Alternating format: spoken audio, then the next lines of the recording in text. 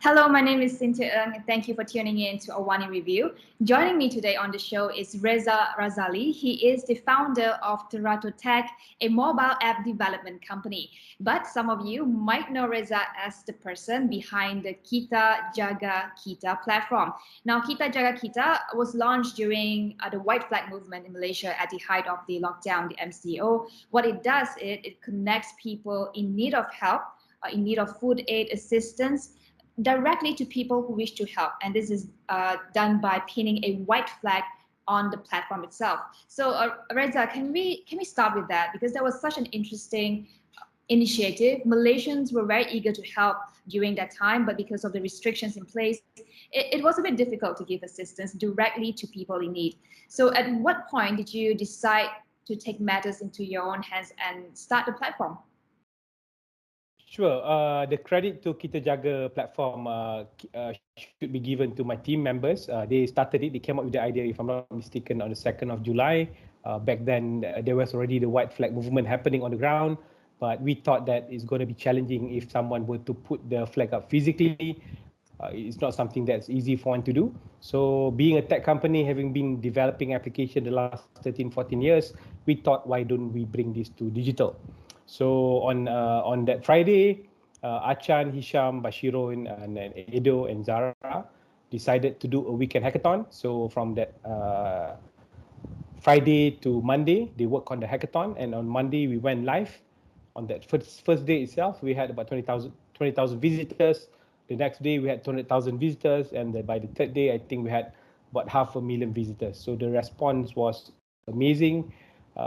Normally, a hackathon project is just something that you do as a proof of concept, but for us, it's a weekend project that turned out to be a full-time job right now. So very interesting.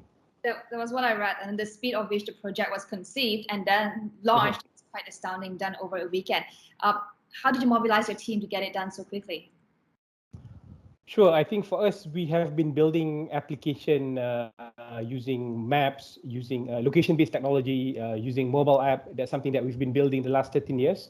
So the muscle to build the application and the processes is something that we know and we have in-house. So I think that's the reason that we've been able to use to put our skill set to good use very, very quickly. Because that is also the process that in the tech community, we have the concept in which you build MVP, minimum viable product. So you build a product, test it fast. If it works out, works out. If it doesn't work out, you do an iteration from there out. So I think those are how we bring those tech values into mobilizing a project like Kita Jaga. What was really encouraging to see that people stepping up to address shortcomings in assistance to those affected by the pandemic.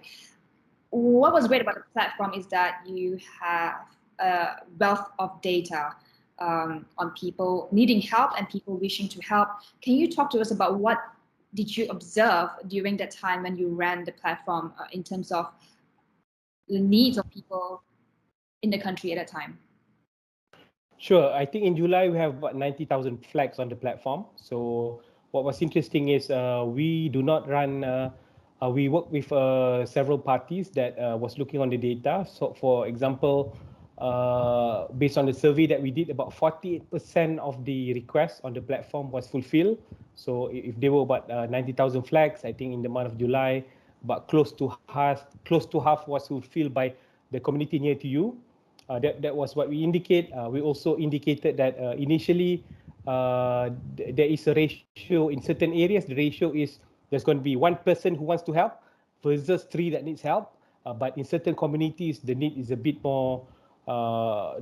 There's a lot more needs in certain communities. So for certain community, it goes to 1/7, 1/11. 1/11 is the largest ratio that we saw on the flag, right? So what we've been able to do, if we've been able to see which area has the highest concentration of flags, which area has repeated requests of assistance and things like that, and also we also now know based on the map the concentration of where most of the requests are coming from as well.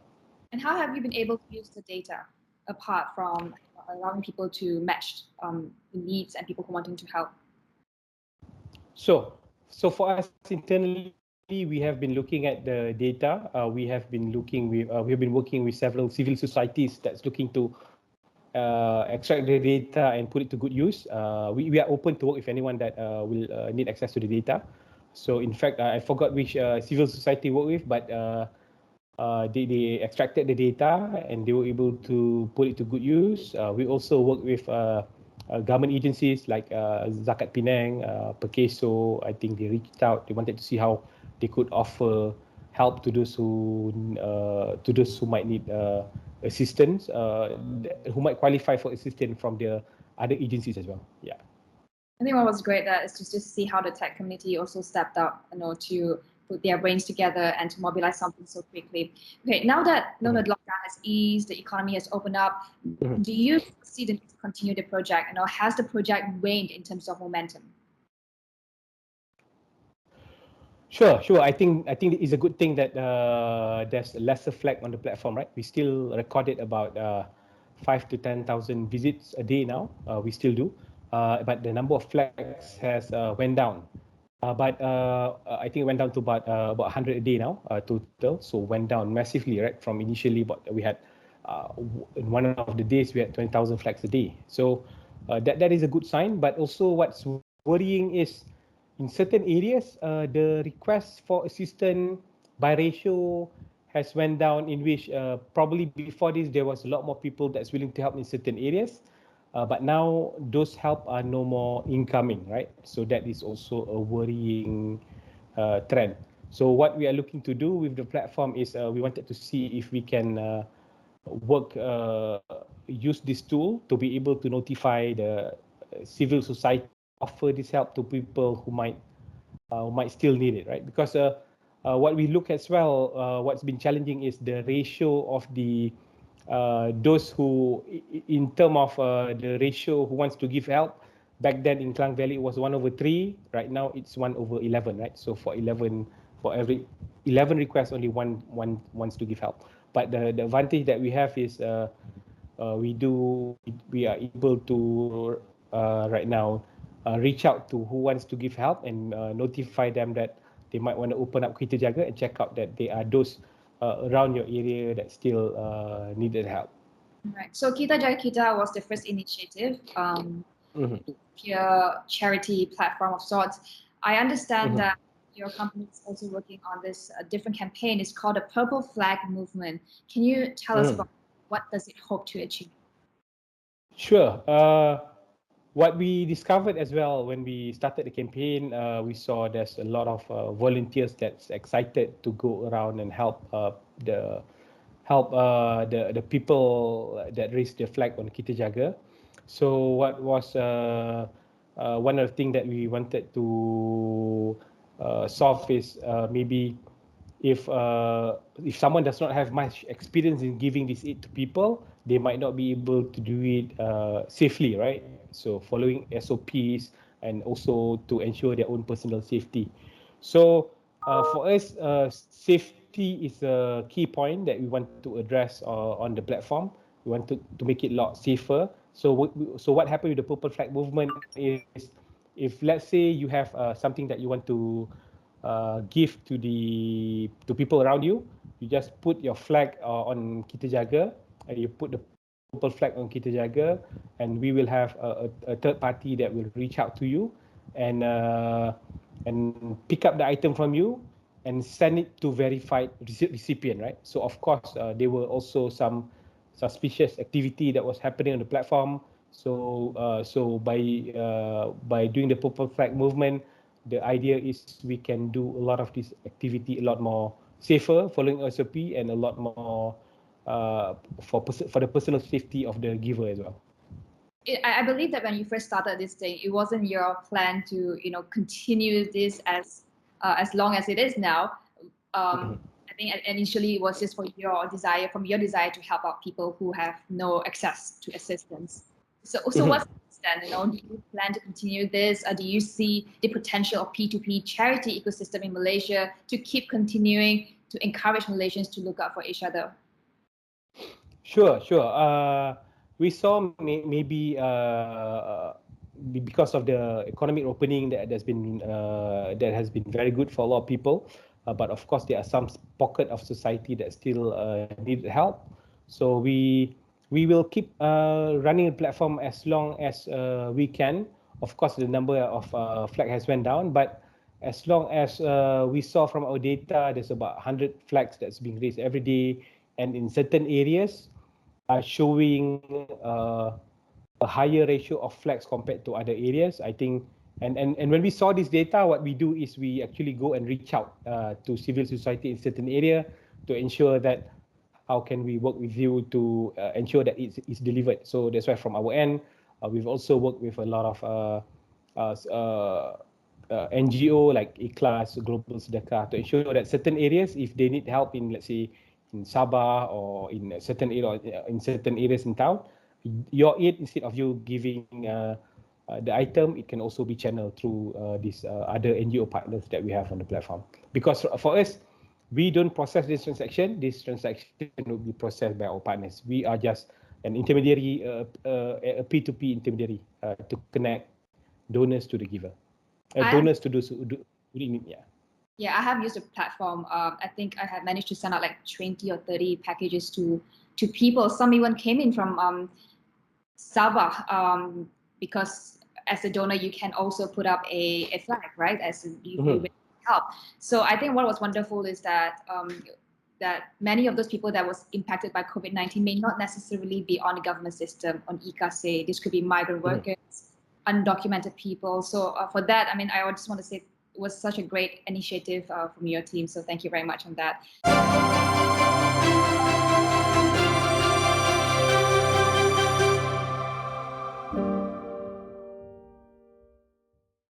I understand that you guys are running a NFT campaign on your platform to promote charity through gamification. Yes, this program might run after the event, but can you talk to us about this initiative and why did you decide to bring NFT on board? Yeah, from our end, being a tech company, we have been we have been building blockchain applications since early this year. So we just find a way to another proof of concept, right? So that's what we like. We did a hackathon, and then the team members decided that this might be a good way to see how we can use NFT for good, right? So we can give a carrot if you help a few flag on Kita Jaga, you would be rewarded with an exclusive NFT. So this is really one kind of NFT lah. One, if you have it, only you have it. No one else will have the same NFT. Yeah. So just sort of a POC kind of thing that we do at Trato. Okay, and this is for the Purple Flag movement. Correct. Yeah. To encourage people to give. Yeah. Okay. So if anybody wants to participate in this movement, how can they do so? Yeah, how they can do is you can raise your purple flag on Kita Jaga. You let people know what you have available that you want to give out, be it food, clothing, or other items. And what will happen is the purple flag team will reach out to you and will pick up the item from you, and they would be distributing it to verified to those who have been verified to really need the items near you, right? So you still be able to assist those near you, but in a safer way. Right. Okay, so that is on Kita Jaga Kita and Purple Flag. And thanks for those insights there. I would also like to talk about what you do for a living, which is Terato Tech. As long as I remember, I think working with Astro AWANI, Terato Tech was one of the startups that was really active, involved in promoting the tech community. I think this is back in 2008, 2009. I think we had you on our show so many times on AWANI. Talk to us about Terato Tech now. How has it evolved since you started? I think it was media, mobile gaming, and now food and beverage. Talk to us about that journey. Sure. I think when you are in the tech business, you are in the business of innovation, right? So you can't stick to one thing for too long. So what we do now is at Terato, we are in the business of building new ventures. So one of the venture that we spun out of the company in 2017 is a company called Silent Modes Number Heart. So that is a point of sale system. So that business has done quite well for us. We've been able to grow our revenue consistently from 2018 till 2020. We just finished our fundraising on Pitchin last month. We raised close to 3 million ringgit, and then we have a lot of interest from other market as well. Alhamdulillah, locally we are used by Petronas petrol station, close to 900 stations nationwide. So that has been a good thing for us. We've been able to build very, very stable enterprise grade application, process a lot of transaction at Petronas fuel station, and we have a lot of interest from a lot of fuel retail user across in market like North America and Middle East and Europe. So that is very exciting for us, right? Because at Terato, although we've been in the industry for quite a while, one of the challenges we have been too focused on the local, on Malaysia for quite some time, right? I think for us, it's the right time for us to try and venture beyond Malaysia to be able to provide more employment opportunities to more Malaysians. Yeah.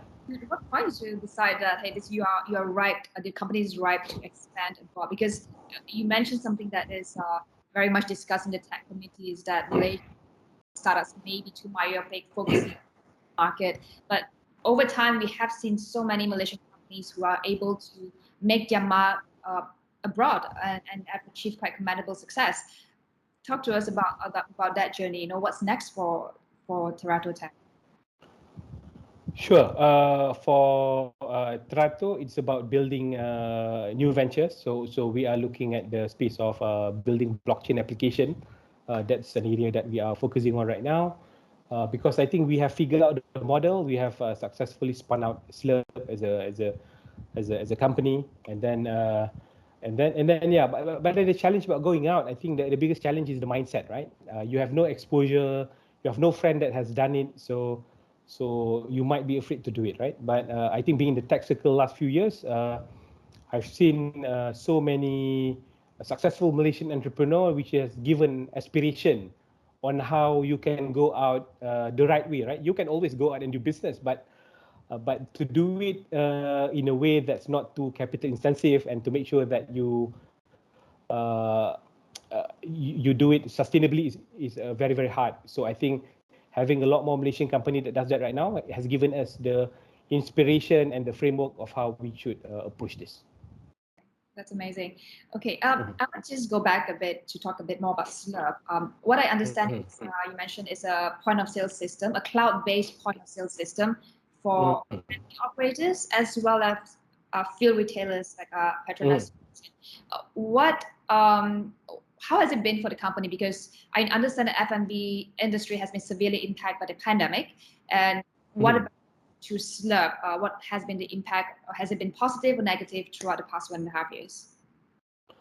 Sure. I think for us it has been very, very hard. When we look at our numbers during the peak of the pandemic, a lot of merchants sales were down on average 95%, right? So that was during the peak. But these days, those who are still around has been able to reopen and recording close to pre-pandemic level. So I think that is very, very encouraging. For us, I think I believe the F&B business, the SME, will bounce back after the pandemic. People are starting to realize that digitalization is something that they need to do, right? Digitalization does not mean that you need a website, you just need social media. Digitalization also means that you need to automate and modernize your operation, and that is where we at Slurp comes in. We help you make your operation a bit more. We help you modernize the operation of the restaurants. Yeah. I think one of the main advantages, say, of a cloud system like yours is that it allows you to have real-time insights on sales, inventory, patterns, and trends of customers. How has this features helped your merchants, especially now having to bounce back from the impact of the pandemic? What do you see will be the future of the kind of services that you offer, and how it would help these operators?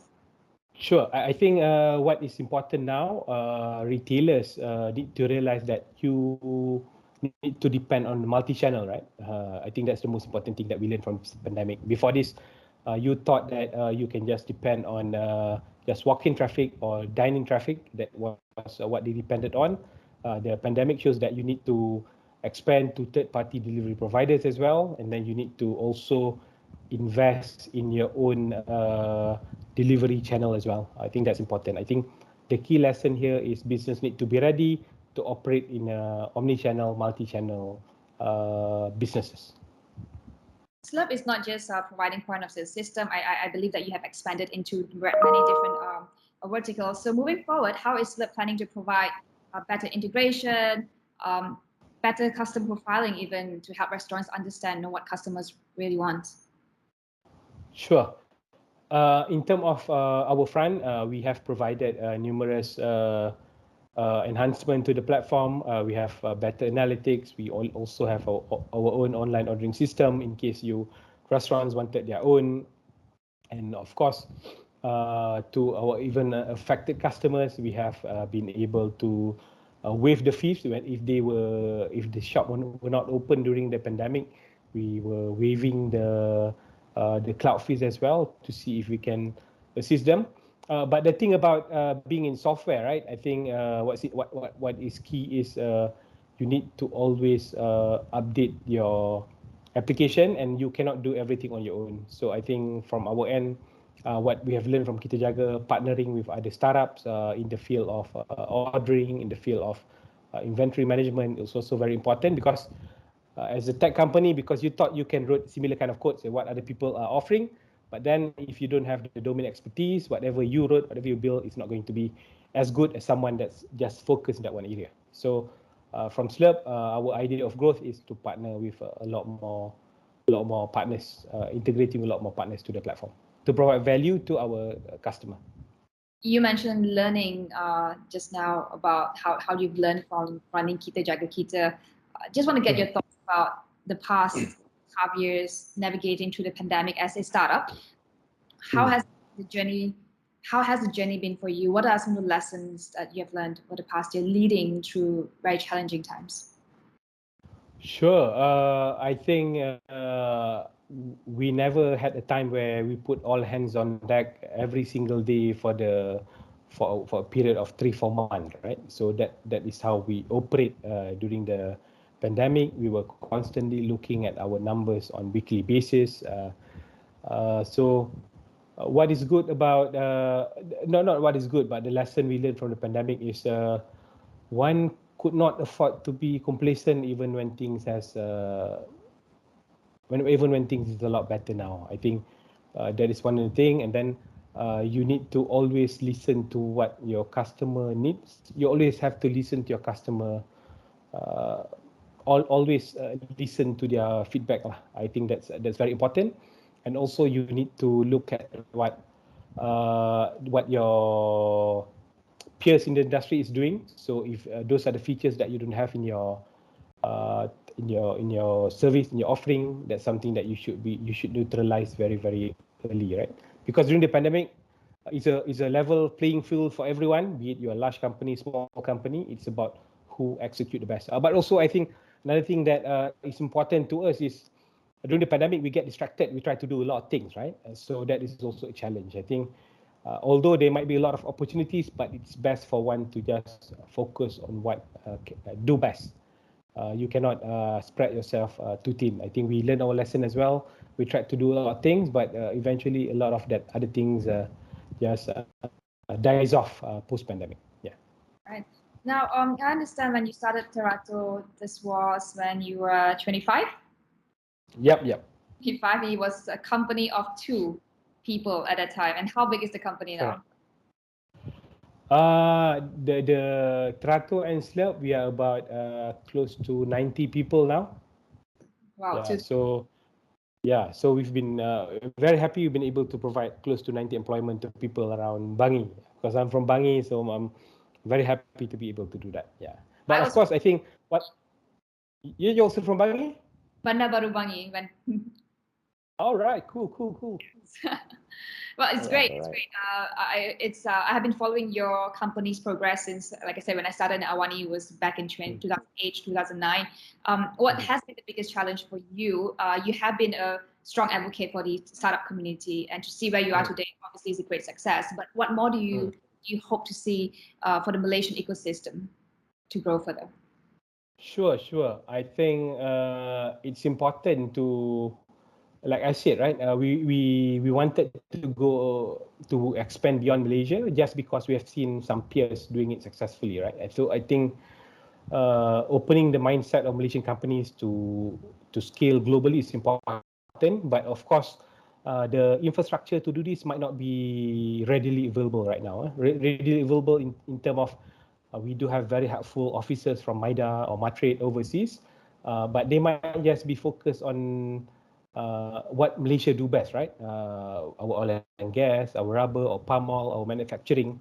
It's time to maybe look at how we can offer a bit more support into getting Malaysian tech company to go global as well. I think there has been some attempt. I think MDEC has done some program, Magic has done some program, but what we need is maybe a bit more push towards that area, right? I think find a playbook that has worked from other development agency from other countries, and let's see if we can implement that in Malaysia, because I think we can do it. We have enough talent here in Malaysia, but then we just might not have the exposure. An exposure and an ecosystem that could help towards that is all we need, I think. Right. Okay. Well, thank you so much, Reza, for speaking with me, and I'm really excited to see the progress and success of Slurp. And with that, I'm wishing you the best of luck, and thank you for speaking with me and coming on the show.